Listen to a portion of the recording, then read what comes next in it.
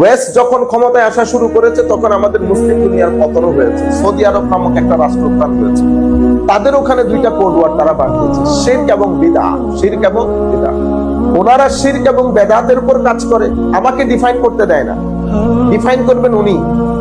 এখানে যে মুসলিম মিল্লাতের 1200 বছরের ইমাম আইম্মা রিসার্চ, কেউ কারো কোনো ডেফিনিশন আমি শুনবো না, আমি যেরকম ডিফাইন করবো সেরকম।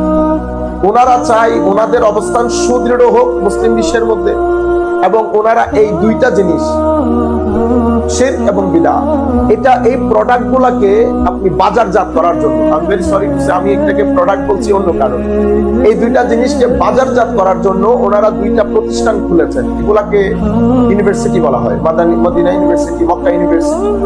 এই ইউনিভার্সিটিতে for example if I want to study, আমাকে কিন্তু সুযোগ দেওয়া হবে না। কেন? কারণ এখানে আমার নির্দিষ্ট ব্যক্তি থেকে সিগনেচার লাগে, উনি আমাকে